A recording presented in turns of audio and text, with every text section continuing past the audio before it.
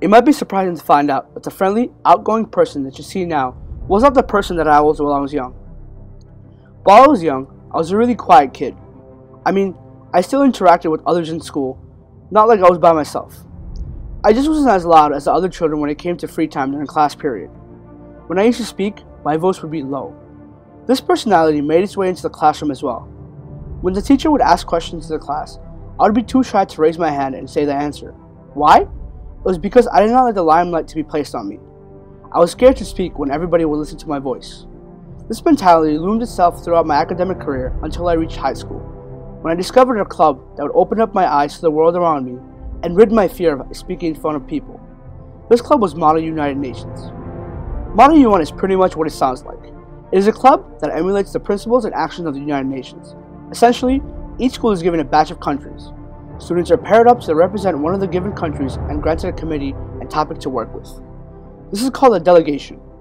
Each delegation begins their preparation as soon as possible, up until the day of the conference that is around early May.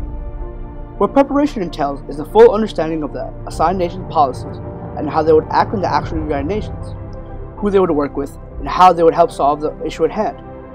It allowed you to interact with people from all over the world and work with them to help make the world a better place. Once conference time came around, the true United Nations experience would emerge. You got to meet people from all over the world, befriend them for a week, and work with them during committee. It was a great opportunity to put yourself out there and break out of your shell of shyness. Although I got to meet all these people from all over the world, the best part for me each year was getting to hear the actual Secretary General of the United Nations speak, Mr. Ban Ki-moon. He was one of the figures I looked up to while I was in this organization, because he was the person in charge of the United Nations, and he got to live the reality that we all wanted: international relations. During my first year attending this conference, I actually got the chance to ask His Excellency Ban Ki-moon a question during opening ceremonies, and received a chance for him to address me personally and answer the question. My name is Lincoln Islam, and I go to the Academy of American Studies in Long Island City, New York. I've been delegating the United Nations International Children Education Fund, and my question is, over the past several decades, the number of states that possess nuclear weapons outside of the Non-Proliferation Treaty has increased steadily. What are the shortcomings of the Non-Proliferation Treaty, and how can the world work towards universal participation in nuclear non-proliferation? Thank you.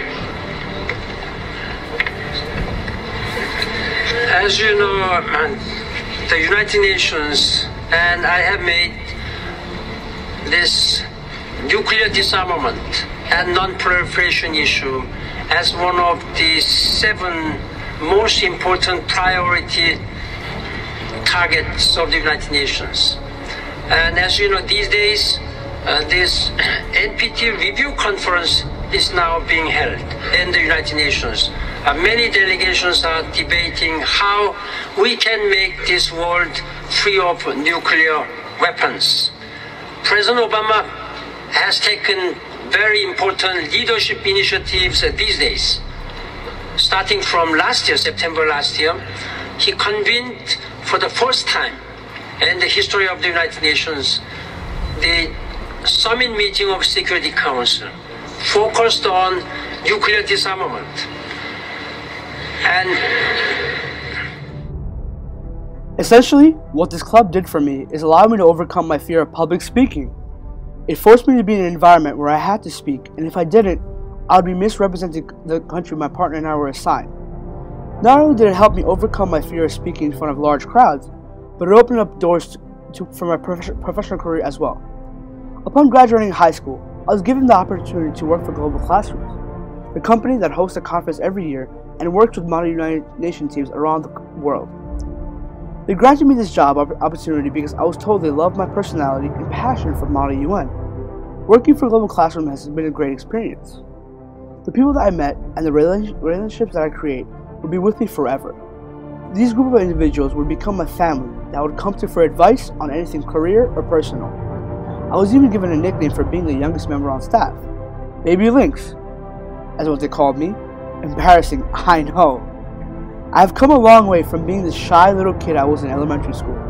I am no longer afraid to project my God-given loud voice and speak my mind.